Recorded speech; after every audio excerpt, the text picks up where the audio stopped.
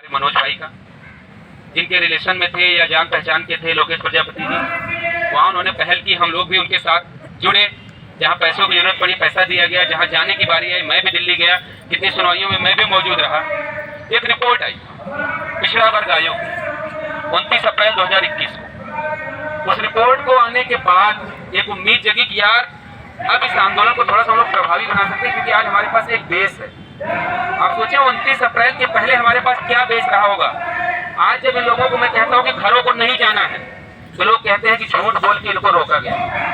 आप सोच के देखिए 29 अप्रैल 2021 के पहले अगर हमारे साथ 10 लोग बैठे रहे होंगे तो वो कौन लोग रहे होंगे और किस उम्मीद से यहाँ बैठे रहे होंगे। कभी ये बात आपके दिमाग में आई कि 29 अप्रैल जब आयोग की रिपोर्ट आई, उसके पहले जो लोग आंदोलन में शामिल होते थे किस उम्मीद और भरोसे पे यहाँ पे बैठते थे। उनको एक बात का भरोसा था कि हमारे भाई लड़ रहे हैं, हमें उनका साथ देना है, और वो हम तब तक लड़ेंगे जब तक यहाँ पे खड़े मिले। वो लड़ते रहे। रिपोर्ट आ गई, उसको बेस बना के हम लोगों ने आंदोलन और मजबूत किया कि अब तो हमारे पास एक साधन है। हमको उसी दिन लग गया कि नौकरी मिल गई जिस दिन आयोग की रिपोर्ट हमारे हाथ में आ गई।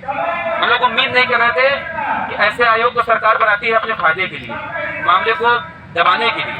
अगर वहां से रिपोर्ट निकल के चली आई, अब इसको अगर हम लोग लागू नहीं करवा पाए ना तो फिर किसी काम के लिए पैदा होना बेकार है। हम लोगों ने 29 अप्रैल के बाद लड़ाई शुरू की, जेन्युइन लड़ाई, इस साक्ष्य के साथ कि ये तुम्हारे घोटाले का सबूत है जो तुमने चोरी की। और खुलेआम आज जो लोग कहते हैं कि हमने ये कर दिया वो कर दिया, उनको ये बात का एहसास होना चाहिए। यही जो फोटो लगी है ना, इसी बीच में सतीश द्विवेदी की फोटो लगा के हम लोग जूता निकल के रोज 4 जूता मारते थे और वीडियो कैमरे के सामने मारते थे। डरे क्या हम लोग? अभी डरे क्या?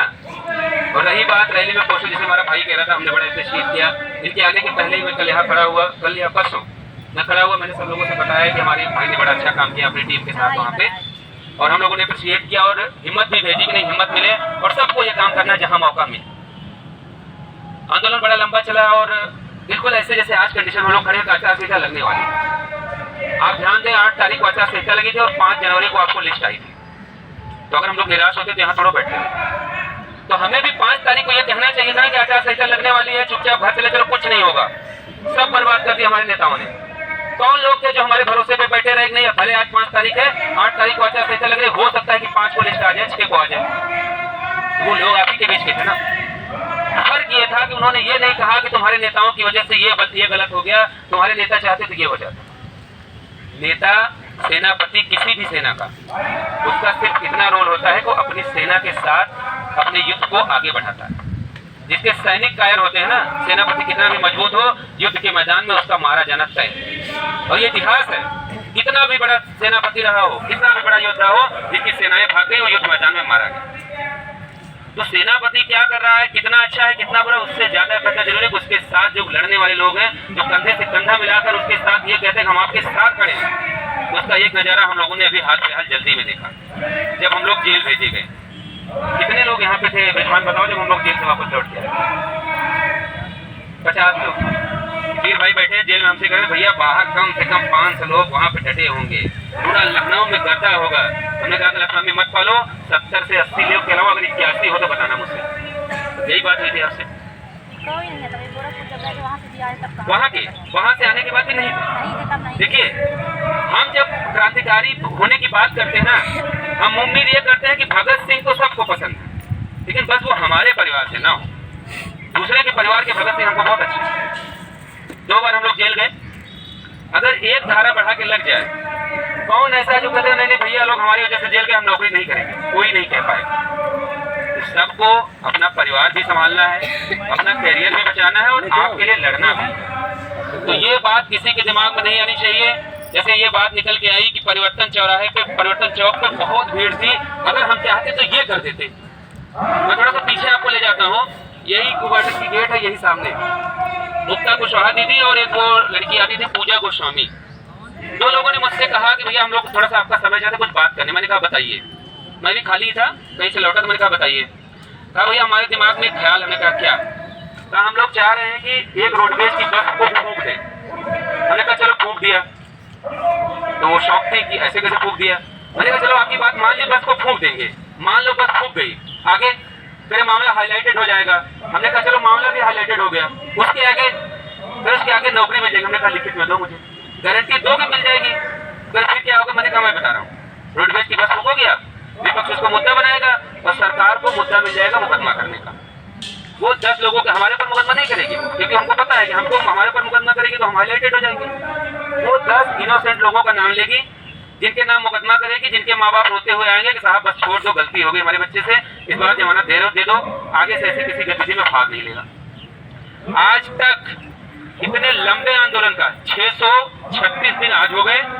लिस्ट आने के पहले की अगर आप दिन जोड़ लें, किसी एक भाई के ऊपर 151 तक का भी चालान अगर हम लोगों ने नहीं होने दिया, आप इस बात को कम मानते हैं क्या? वो भी इस सरकार में जहां कोई नहीं है आपका। 636 दिन इधर उधर जेल गए, मुकदमा हुआ तो किसके ऊपर हुआ? हमारे ऊपर हुआ ना। अरे हम चाहते तो 13 लोगों का नाम थाने पर से गया था, उनके अपना दल कार्यालय से, आराम से मुकदमा होता। हम लोग तो आंदोलन में शामिल भी नहीं थे, चुपचाप वहां पे वापस आते, नेतागिरी करते। हम लोगों ने कहा नहीं, अगर मुकदमा होगा तो हम लोगों के ऊपर होगा, हमारे भाई और बहनों के ऊपर नहीं होना चाहिए। खास करके उसमें 3 बहनों का नाम दिया था, उसमें एक अर्चना का भी नाम था। तो मेरे लिए शर्म की बात यह थी कि अगर हमारे बाहर रहते, अर्चना जेल में जाती तो इससे बुरा हमारे लिए क्या हो सकता? हम लोग का नहीं, अगर मुकदमा करना है, जेल भेजना तो हम लोगों को भेजिए, हमारे बहनों को, हमारे किसी निर्दोष भाई, इनोसेंट भाई को जेल मत भेजिए। हम लोग जेल गए। तो अगर रही बात परिवर्तन चौक की, इतनी संख्या थी, विधानसभा की कार्रवाई चल रही थी, हम मूव करते। सही बात है, आज तक के इतिहास में 69 शिक्षक भर्ती के इतिहास में लिस्ट आने के बाद से पहली और आखिरी बार ऐसा हुआ उतनी संख्या इकट्ठा हो। लोगों का ये मानना है आज भी उस संख्या को लेकर अगर हम विधानसभा पहुंच जाते तो नौकरी मिल जाए। लोग ये नहीं क्यों सोचते कि बिना विधानसभा के कूच किए हम लोग सरकार को संवैधानिक तरीके से झुकाने को मजबूर कर दिए कि सरकार ने 68 की लिस्ट निकाल दी। आपने कभी ये क्यों नहीं सोचा? ऐसा भी तो हो सकता था कि जिस कार्रवाई की आप बात करें कि आप वहां से विधानसभा मूव करते, ऐसा भी हो सकता है कि 10-20 लोगों के खिलाफ मुकदमा कर उस आंदोलन को खत्म कर दिया जाता। हम लोगों के सामने पहली और आखिरी चुनौती थी कि इस आंदोलन को खत्म नहीं होने देना है जब तक नौकरी ना मिल जाए। और जिन लोगों को भीड़ का बड़ा घुमाने में बताऊं, उस भीड़ का मैं आपको हकीकत बता रहा हूं। उस भीड़ की हकीकत क्या है सबने अपनी आंख से देखा होगा। 20 लोग अड़ जाते हैं, नहीं हम उठेंगे नहीं, 50 लोग पीछे पुलिस कहते हैं उठ जा। ऐसा लगता है जैसे ससुराल में आए थे, अभी खाना पीना हुआ है, कपड़े में मिट्टी लग जाएगी तो बदनामी हो जाएगी, उठ के अपने आप बसों में बैठ जाए। तो भीड़ के भरोसे जंग जीतने हम लोग नहीं आए थे। अगर किसी को लगता है तो भीड़ के भरोसे सरकार को झुका लेगा, तो ना आप शिक्षा मित्रों से ज्यादा है, ना आप अंडस्कों से ज्यादा है, ना राजनीतिक पार्टियों की रैलियों से ज्यादा है। सेंटिमेंटल होने से आपका काम नहीं चलेगा। आपके पहले 22,000 लोगों का आंदोलन चल रहा था। जैसे हमारा क्रांतिकारी भाई कह रहा था कि ये भीड़ थी, ये हो जाता, वो हो जाता, यही गुमान उनको भी था कि जाके मुख्यमंत्री की भीड़ के सामने कूद गए, जाके SCRT अधिकारियों को बंधक बना लिया। क्या हासिल हो गया उनको? 66 लोगों को जेल भेज दिया गया, उनका आंदोलन एक दिन में खत्म करवा दिया। मैं ये कह रहा हूँ कि अगर हमको लगता है कि हम और कुछ बेहतर कर सकते तो निंदा करने से कोई जंग अगर आज तक जीती गई हो तो बता दो। हमने बहुत कड़ी निंदा करती राजनाथ सिंह वाली, और उससे जिसकी हत्या हुई थी वो जीवित हो उठा। नहीं होगा, हमें एक दूसरे की ताकत बननी पड़ेगी, ताकत बन के लड़ना पड़ेगा। हम अपने दुश्मन को आज तक नहीं पहचान पा रहे हैं। हम अगर अपनी ऊर्जा खड़े होकर इस बात में लगाएं वो साले हरामखोर कौन थे जिन्होंने हमारा अधिकार चुरा लिया, उनकी हिम्मत कैसे हुई 85% आबादी के लोगों का आरक्षण छीनने की। कभी हमारे मुंह से सब नहीं निकला। किसके ऊपर निकला? जो लोग तुम्हारे लिए जेल चले गए उनके लिए, जो लोग तुम्हारे यहाँ पे बैठे हैं, कभी कोई कहता है सब दलाल है, कमीशन खोर है। इससे तुम्हारा भला हो रहा है तो खूब जी भर के करो ये सब। लेकिन अगर किसी लड़ाई को जीतना है, और दूसरी बात जो सबसे जरूरी बात आपको समझनी हो, अगर किसी को लगता है कि लड़ाई अब सिर्फ नौकरी तक रह गई है ना, कि लड़ाई अब नौकरी से बहुत आगे निकल गई है। अब सरकार को इस बात की जिद है कि अगर हम झुक गए तो ये 85% की जीत है, और अगर नहीं झुके तो ये सवर्णों की जीत है। ये बात इस सरकार में अधिकारियों को और न्यायपालिका में कितने लोग आपको हैं जो आप लोग कहते हैं कि कोर्ट में सुनवाई नहीं हो पा रही है? किसके रिश्तेदार है बता दो। इतने सैकड़ों लोग यहाँ पे बैठे हो, किसका रिश्तेदार हाई कोर्ट में है? किसी का रिश्तेदार हो तो बोलो, उससे जाके मैं बात करूं कि हमारे लोगों की नाराजगी है कि हमारे रिश्तेदार होते हुए सुनवाई नहीं हो पा रही है तुम्हारा कोई हाई कोर्ट में है? पूरी जुडिशरी में सुप्रीम कोर्ट से लेके हाई कोर्ट तक कोई एक बंदा बता दो जिसके पास जाके हम लोग गिड़गिड़ा दें कि भाई हमारी सुनवाई करो, तो तुम तो हमारे रिश्तेदार हो। है कोई तुम्हारा? नहीं है ना। तो हमको उसी सिस्टम में रहती है, उसी सिस्टम से उसी सिस्टम को हराना। इतनी छोटी लड़ाई समझ रहे हो आप लोग? आओगे यहाँ मंच पे खड़े होकर लंबा लंबा कोई भाषण खींच दोगे और ये कह दो कि सब कुछ साला विजय और अमरिंदर और वीरेंद्र की वजह से हो रहा है, देखो हम नौकरी पा जाते। कभी ये सोचा कि तुम उस काबिल नहीं हो पाए कि आशीष पटेल तुम्हारा नाम लेके गए, तुम्हारी वजह से नौकरी नहीं मिल पाई। उसको पता है कि 3 लोग हैं जिन्होंने नाक में दम कर रखा है। अर्चना शर्मा वो लड़की है जो यहाँ से लेकर राहुल गांधी तक जाकर अपनी पीड़ा पहुंचा के चली गई, बाकी लोग क्यों नहीं जा रहे? उनको चिड़ इसी बात, उनको क्यों इस बात की डर है कि यही महिलाएं हैं जो रोज हमको यहाँ पे मजबूर कर रही, बेइज्जती करवा रही हमारी। तो इनकी बुराई नहीं करेंगे तो किनकी बुराई करेंगे? वो उनकी बुराई करेंगे जो महिलाएं घरों से नहीं निकल पा रही। तो इस बात को सब लोग अपने दिमाग में बैठा लीजिए। जिसको लगता है ये लड़ाई घर में चूल्हा चौका बर्तन वाली है, उनसे ये लड़ाई नहीं जीती। जिनको लगता है ये लड़ाई हमारी पड़ोस वाली है कि साले अगर तुम नहीं कुछ करोगे तो हम कल तुम जो खाली खेत है वहां तुमको हम सुबह फ्रेश नहीं होने देंगे, अगर इस लड़ाई को इतना छोटा समझ रहे हो तो जीवन की सबसे बड़ी भूल कर रहे हो। कभी नहीं जीत पाओगे इस लड़ाई को, क्योंकि हम लोगों ने उस ढंग से संघर्ष किया। आप सोचो 6800 लिस्ट में नाम है ना, जिस दिन नियुक्ति होगी पहला वेतन 50,000 का उठाओगे। तुम्हारे अंदर इतना उत्सुकता है, इतना क्रोध भरा, तो उस क्रोध को निकालो ना उनके ऊपर जो सारा तुम्हारा सैलरी दूसरों को दे रहा है।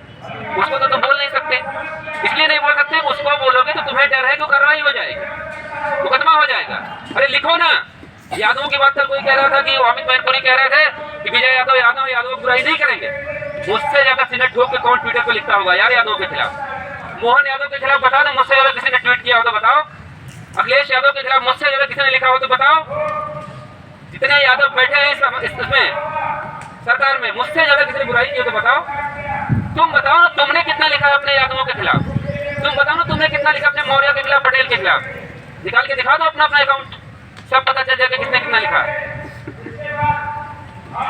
जेल गए तो हम लोग गए ना, आपको क्या बीती, क्या फर्क पड़ा आपको? हमारे माँ बाप से जाकर पूछिए, उनका दर्द पूछिए, उनके ऊपर क्या बीती होगी कि हमारा लड़का जेल चला गया। इनके परिवार से जाके पूछो, जिनके कुल खानदान में 4-6 पीढ़ियों में कोई थाने पे नहीं गया, उनका लड़का जेल चला गया, जाकर उनके माँ बाप से पूछो उन पर क्या बीती होगी। कल हम ये कहते हैं कि फलाना की वजह से, फलाना की वजह से। अरे क्या कर लिया यार? गए तो थे विधानसभा हम लोग, घेराव करने गए थे, 500 की संख्या थी गोवर्धन में, और वहां पहुंचते पहुंचते 50 भी नहीं बचे थे। किसके भरोसे लड़ेंगे हम लोग? तो जिन परिवर्तन चौक का आप लोग उदाहरण देते हो ना, हम लोग उसको भी जानते हैं। वहां से मूव करते विधानसभा पहुंचते पहुंचते 50 लोग ना बचते तुम्हारे। तो कम से कम एक खौफ तो है उनके अंदर ना, कि इनकी इतनी संख्या है कि जिस दिन चले जाएंगे कुछ हो जाएगा। जाते तो मुख्यमंत्री आवास पे पूछो इन लोगों से, 50 महिलाएं यहाँ से निकलती है, 25 पहुंचती है वहां पे, 100 लड़के जाते हैं, 70 पहुंचते, 30 गायब हो जाते हैं मुख्यमंत्री के नाम पे। तो कह देना और कोई चीज को करके आना बहुत अलग अलग चीजें हैं। हम लोगों ने सिर्फ आंदोलन को ये सोच के नहीं किया है कि नेता बनना हो ना, बड़ा आसान तरीके में बताऊं आपको, बहुत आसान। अभी इतने लोग बैठे, इतने लोगों में मैं नेता बन जाऊंगा, सबको उठा दूं, इनकी बरकड़ी बड़ी धक्का देके 4 पुलिस वाले क्या कर लेंगे? लोग निकल जाओ रोड पे, लाठी आपको मिलेगी, जेल मुझे होगी, आप लाठी खाकर अपने घर के चला जाओगे, मैं बाहर निकलूंगा, 10 लोग मेरा माला खोल लेंगे, किसी राजनीतिक पार्टी के पास चला जाऊंगा, मेरा अपना काम हो जाएगा। 4-6 महीने जितना दिन जेल रहूंगा उतना मेरा फायदा हो जाएगा। तुम्हें क्या हासिल होगा? कभी इस बात को सोचा करो? जो लाठी खा के, अभी हमारे अश्विनी भाई कहीं बैठे होंगे, पूछो उनसे, ये बैठे पूछो, पहले आंदोलन में चोट खाई इन्होंने, आज तक उस चीज का दर्द उठा रहे। किससे कहेंगे तुम्हारे साथ गलत हो गया? तो क्या लीडरशिप का सिर्फ ये मतलब होता है कि वो अपने आप को सेव कर ले, अपने लोगों को पिटवाए? अगर ये लीडरशिप का मतलब है तो मुझे कभी भी ऐसी लीडरशिप की चाहत नहीं है। मेरी पहली और आखिरी कोशिश होगी कि अगर मैं अपने भरोसे पे अपने 10 लोगों को, इनके घर से फोन आता है, इनके पिताजी से मेरी बात होती है, जब वो ये बात कहते हैं भैया आप हैं तो मुझे भरोसा है हमारी लड़की वहाँ पे सुरक्षित है, मेरे लिए इससे बड़ी खुशी की बात और कुछ नहीं हो सकती। किसी भाई का अगर कह दिया कि भैया हमारा लड़का गया, उसके पास पैसा नहीं है, अगर हमने उससे कह दिया, उनके गार्जियन कह दिया पिताजी आप परेशान मत, चाचा जी आप परेशान मत, मैं हूँ, आपका लड़का भूखा नहीं सोए। इसने कह दिया भैया बहुत हरामखोर सरकार है, पुलिस है, जेल में भेज दिया। अगर मैंने कह दिया नहीं भैया हमारे होते हुए आपका लड़का जेल नहीं जाए, ये हमारी जिम्मेदारी है। और इस जिम्मेदारी को निभा के 6800 की लिस्ट है। अगर सब लोग संगठित होते ना, सारी कमियां विजय मैंने मान लिया, चलो मैं मान लेता हूँ, सब मेरी गलती है, मेरी गलती की वजह से आप लोग यहाँ बैठे, तो क्या राहुल मौर्य की कोई गलती नहीं है? क्या मनोज प्रजापति की कोई गलती नहीं है? क्या अन्य जो लोग इस 6800 में शामिल थे, जिन्होंने झंडा उठाया था कि हम नौकरी दिलवाएंगे, उनकी कोई गलती नहीं है? क्या उन लोगों की कोई गलती नहीं जो आज तक कभी घरों से निकले, उनकी कोई गलती नहीं है? 6800 लोग हो तुम ना, 6800, अगर 680 लोग यहाँ नहीं बैठे हो तो किसकी गलती? मेरी गलती है। मेरी गलती है। मैं तो हर दूसरे लाइन में आके लोगों से हाथ जोड़ता रहा कि भैया घरों से निकल आओ, एक पैसा किसी को मत दो, केवल तुम चले आओ। कौन निकल के आया बता दो? तो जो निकल के आए उन्हीं को लाठी खिलवा देते, उन्हीं की कमर तोड़वा देते, उन्हीं को जेल भिजवा देते। अगर ऐसी लीडरशिप है तो ऐसी लीडरशिप पे मैं टूटता हूँ, नहीं चाहिए मुझे ऐसी लीडरशिप। मैं जेल चला जाऊंगा, मुझे मंजूर है। गोरखपुर में हमारी 5 में कई बार इस बात का जिक्र कर चुका हूँ। 5 बहनें थी जिनको गिरफ्तार करके पुलिस थाने पे लेके गई। और गोरखपुर में यहाँ कोई भाई धनंजय है, धनंजय बताएंगे इस बात को। हम लोग कमरा बुक करवाए थे, यही धनंजय कमरा बुक करने वाले थे, संग्राम और धनंजय भाई। हम लोग आराम करने जा रहे थे कि रात भर जगह है यार, चलो चल के आराम किया गया। पता चला, जानकारी हुई, मेरे पास ही फोन है कि 5 महिलाओं को थाने पे बैठा लिया गया। हम लोग वापस गए, थाने पे गए, वहाँ बात की तो उन्होंने कहा देखो हमको ऊपर से आदेश, हमें कार्रवाई करनी ही करनी, हमें जेल भेजना ही। यादव था जो चौकी इंचार्ज था, मैंने उससे कहा कि देखो यार अपने समाज की बहन बेटियां हैं सर, ऐसा कर दो, अगर आदेश है ऊपर से, इनको हटा दो, हमको जेल भेज दो। उन्होंने कहा कैसी बात करो, क्यों जेल जाओगे? मैंने कहा इसलिए जाऊंगा, उसमें कुछ बहनें ऐसी हैं जिनकी शादियां नहीं हुई, अनमैरिड है वो, और हमारा समाज अभी इतना भी जागरूक नहीं है। कल वो जेल से बाहर निकल गए, उनकी शादियों में समस्या है, उनके परिवार के लोग परेशान होंगे, अरे यार वो लड़की वही है जो जेल गई थी। मैंने कहा ये काम हम लोगों को होते नहीं होना चाहिए। तो कौन ऐसा जो शौक से जेल जाना चाहता है? शौक है कोई? बता दो, कोई है शौक जिसको जेल जाना हो? बताओ, कोई नहीं होता। गए ना हम लोग, अपने लोगों को सुरक्षित किया कि नहीं किया? और अगर ये लीडरशिप का मतलब होता है नहीं अपने लोगों को आग में झोंक दो, खुद सुरक्षित हो जाओ, तो ऐसी लीडरशिप नहीं चाहिए। मेरा अभी भी कहना, अगर किसी को कोई शिकायत हो तो यहाँ कोई तानाशाही हिटलर नहीं है हम लोग, और ना तो हम अपनी पार्टी के राष्ट्रीय अध्यक्ष हैं कि हम आपको बहिष्कृत कर देंगे, पार्टी के सदस्य से निलंबित कर देंगे, आपको 5 साल का बैन लगा देंगे। जिसकी जो समस्या हो, पीठ पीछे बोलने वाली बातें बंद होनी चाहिए। सामने आइए, सवाल पूछिए, सुझाव दीजिए। अगर उसको कोई इग्नोर करता है, अगर ये कहा नहीं आप गलत करो, आप कैसे बोल सकते हो, फिर वो तरीका गलत, हमारा गलत है। लेकिन मैं यहाँ मौके पर नहीं हूँ और आप आते हो और कोई बात ऐसी कहते हो जो मुझे जानकारी तक ना हो, और उसमें हमारे कुछ अपने लोग इस बात को कहेंगे नहीं यार बात तो आप ठीक कह रहे हो, और मैं आके बोलूँ नहीं ये बात कैसे, उन्होंने कहा भैया बात आप भी ठीक कह रहे हो, तो नुकसान किसका? ना मेरा है ना जिसने कहा उसका, नुकसान तो आप जैसे लोगों का है ना। मुझे भी बुरा लगेगा कि यार बताओ मैं इनके लिए इतने दिन से मर रहा हूँ, इनको ही शक है, तो मैं क्यों लड़ूँ, मैं क्यों करूँगा? तो मेरा आप सबसे यही अनुरोध है कि कम से कम ये हमारी आपकी जिम्मेदारी है, हम अभी भी अपना दुश्मन पहचान ले बस, कि हमको लड़ना किससे है, हमको अपने लोगों को उकसाना किसके खिलाफ है। मैं कह रहा हूँ अगर उकसाने वाली बात है तो मैं कह रहा हूँ तो उनको दिन रात कोसो, उनको दिन रात बुराई करो, दिन रात सोशल मीडिया पर उनके खिलाफ लिखो जिन्होंने तुम्हारा आरक्षण चुराकर अपने सवर्णों को, अपने बेटियों को, अपने बेटियों को दे दिया। अगर कर सकते हो तो करो विरोध उनका, और नहीं कर सकते जैसे 6800 लोग में 680 लोग के साथ नहीं दिए ना, नहीं लड़े ना, तो वैसे एक नाम और घटा। और एक अंतिम बात क्या कि मैं अपनी बात खत्म कर दूं, 15 तारीख को सुनने में आ रहा है आचार संहिता लग जाएगी। 1 नवंबर से लेके आज है 12 मार्च 2024। इतने दिनों में हम लोगों ने अपने घर परिवार को घर परिवार नहीं समझा, अपनी खुशियों को खुशियां नहीं समझी, अपनी तकलीफ को तकलीफ नहीं समझी, सिर्फ दिन रात इस जिद में लगे रहे कि आचार संहिता से पहले इस सरकार को झुकाना है, इस सरकार को मजबूर करना है, वो हमारा चोरी किया हुआ, हमारा डाका डाला हुआ हमारा हक अधिकार हमको वापस दे। उसमें हमने पूरी ईमानदारी से, पूरी निष्ठा से संघर्ष किया है। परिणाम जो भी आएगा वो हमें मंजूर, हमें तसल्ली के साथ मर जाएंगे कि हमने अपनी कोशिश में कोई कसर बाकी नहीं रखी। बाकी जिसको कमियां निकालनी होगी वो निकालता रह जाएगा, इतिहास मूल्यांकन करेगा कि हम लोग सही थे कि गलत थे। किसी एक व्यक्ति के, एक महिला के, एक पुरुष के कह देने से न हम लोग सही हो जाएंगे न गलत होंगे। मैं आखिरी में से इतना निवेदन करूंगा, अभी भी वक्त है, संभाल लीजिए खुद को, सुधार लीजिए खुद को, चुनौती उनको दीजिए, चैलेंज उनको कर दीजिए जिन्होंने आपकी नौकरी छीनी है, आपका हक अधिकार चुराया है। लड़ने का वक्त उनसे है, आपस में लड़ने और पड़ने का काम नहीं।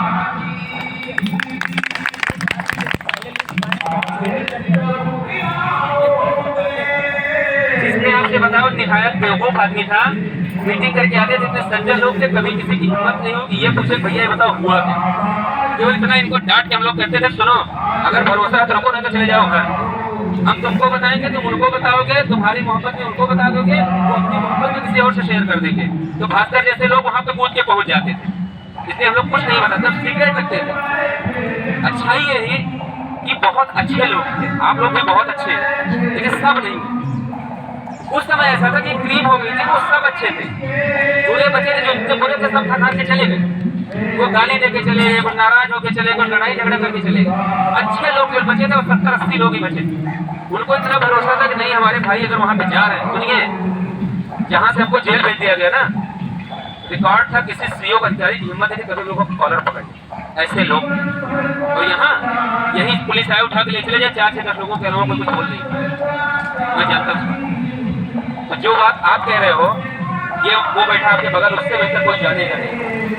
कि कभी कोई पूछता भी नहीं था भैया हो क्या रहा, कि लोग को ये भरोसा था ये लोग हमारे लिए लड़ रहे हैं, मेहनत से लड़ रहे, शिद्दत से लड़ रहे, परिणाम जो आएगा सब मंजूर। अरे यार सोच के देखो, वो व्यक्ति जिसको पता था कि मेरा सिलेक्शन होने का सिर्फ 1% चांस है, वो आपके आखिरी सांस तक यहाँ पर खड़ा रहा। तुम्हारी तो जिस दिन लिस्ट बहाल होगी, जिस दिन नौकरी लगेगी, सबको 50,000 की नौकरी पानी है, क्या इसमें भी कोई छट जाएगा क्या? 6800 अगर प्रोसीड हुई तो उसके बाद भी इतना उत्सुकता है। तो ये बात जिसने विधान आपसे कही वो बिल्कुल निहायत गधा आदमी जिसने भी ये बात बताई। हम लोग कुछ बताते नहीं थे, ना कोई पूछता था, पहले बताते थे, फिर ये लोग जो बताते थे वो बातें उधर पहुंच जाती थी। खासकर जैसे लोग, जैसे हम लोग मान लो मंत्री से मिल के आए, किसी बात पे सहमति हुई, भास्कर को पता चली, भास्कर लोग पहुंच के साहब ये होना चाहिए, मंत्री कहा यार इसमें तो नया बवाल हो जाएगा, तो वो काम वहीं पे डिलेगा, नहीं बताते। आज जो चीजें हैं, अब अच्छे लोग भी यहाँ भी बचे हैं, बुरे लोग यहाँ से भी खा के चले गए, अच्छे लोग बचे हैं यहाँ पे अधिकतम 2-4 को छोड़कर। तो 2-4 भी चले जाएंगे, अब तो आचार संहिता लग जाएगी, खैर उसका अवसर नहीं आएगा, तो 2-4 भी चले जाते। ज्यादा दिन तक वो लोग समय नहीं दे पाते जो गलत लोग हैं। टिकेगा वही जिसको भरोसा होगा, जिसको ये लगेगा नहीं जिस रास्ते लिस्ट आई थी, अगर किसी को लगता है कि वो जाएगा और विधानसभा मोड़ के दूसरी तरफ कर देगा, हाईकोर्ट मोड़ के दूसरी तरफ कर देगा, योगी को कुर्सी उतार के फेंक देगा, ये गलतफहमी जितना जल्दी अपने दिमाग से निकाल देंगे उतना आपको छोड़ो आपके परिवार के लिए बुला। बहुत लोग आए शिक्षा मंत्रियों को भी यही गुमान था कि 1,46,000 है, सरकार उखाड़ के फेंक देंगे, खुद उखड़ के चले गए यहीं से। तो इस लड़ाई को इस तरीके से लड़ना है हमको कि बस 6,800 की नियुक्ति हो। अगर हम व्यवस्था परिवर्तन करने की सोचेंगे ना तो मारे। मुझे एक नाम बता दो जो यहाँ व्यवस्था परिवर्तन के लिए बैठा हो, नौकरी के लिए बैठा हो, है कोई? बताओ यार, कोई है जो व्यवस्था परिवर्तन के लिए बैठा हो, नौकरी के लिए बैठे नहीं? दोनों में मुझे एक से नौकरी नहीं चाहिए। मैंने जो आपसे पूछा वो बताए, एक में वो साहब ने जो व्यवस्था बदलना भी चाहते नौकरी, कोई एक बात बता दो जो नौकरी के लिए ना आया हो, सिर्फ व्यवस्था बदलने के लिए आया, कोई नहीं है। सब यहाँ सामान्य परिवार के लोग हैं जिनको इस एक नौकरी की बहुत आवश्यकता है। ये मैं चाचा को देखता हूँ ना, अगर मुझे बड़ी तकलीफ भी होती है तो मैं हिम्मत करता हूँ कि अगर ये बैठे तो मैं कैसे बैठूं। पिछले 4 महीने से मैं इनको रोज देख रहा हूँ लगातार बैठे। तो हमें ये मूल अपना नहीं त्यागना होगा कि हम सबसे पहले अपनी नौकरी के लिए आए, और नौकरी पाने का सिर्फ एक रास्ता है कि हमें इस सरकार से लड़ना भी है, इस सरकार को झुकाना भी है, लेकिन इस सरकार को नाराज भी नहीं करना है। क्योंकि ये सरकार नाराज होगी तो शिक्षा मित्र भाग गए, शिक्षक भाग गए, बीटीसी भाग गए, नए शिक्षक भर्ती भाग गए, बीएड भाग गए, हम आप क्या कितने हैं हम लोग, इस बात का ध्यान रखें। बाकी देखिए, आपसी भाईचारा एक परिवार में खटपट होती है, लेकिन इसका ये मतलब नहीं होता कि हम अपने भाइयों से नाराज हो। लेकिन जब सामाजिक लड़ाई हो वहाँ पे व्यक्तिगत नहीं होना चाहिए, मेरा ये मानना है। और मैंने ये सीखा है इस समाज से, 2-4 साल की लड़ाई में सीखा है कि जब अगर आप व्यक्तिगत होंगे तो आप संकुचित हो जाए। आपको हमेशा ये मान के चलना होगा कि हमें अच्छे लोग भी मिलेंगे, बुरे लोग भी मिलेंगे। अच्छा एक बात सोचो, एक बात का मुझे सबसे जवाब दीजिए। जैसे सब लोग कहते हो ना कमियां गिनाते हो, अगर मैं कमियां गिनाने पे हूँ फिर क्या? मैं कमियां गिनाऊं और उस बहाने हट जाऊं, नहीं जब इस मुझे ऐसा करिए इससे मेरा कोई मतलब नहीं, फिर क्या होगा? उसके आगे का सोचा आप लोगों ने करो। कितने मौके आए होंगे, मैंने उनको कुछ कहा वो नाराज हो गए, इनको कुछ कह दिया ये नाराज हो गए, तो अब तो मेरा भी बनता है ना नाराज होने का। तो इसलिए नाराज नहीं होता क्योंकि मुझे पता है कि जिस दिन ये लोग कामयाब हो जाएंगे यही लोग मुझे शुक्रिया बोलेंगे, यही लोग मुझे धन्यवाद बोलेंगे, यही लोग मुझे गले लगाएंगे, यही लोग मुझे प्यार करेंगे। अभी वक्त की मांग है कि इनकी 2-4 बातें अनसुनी करके इनको डांट के किसी भी तरीके से इस लड़ाई को जीतना।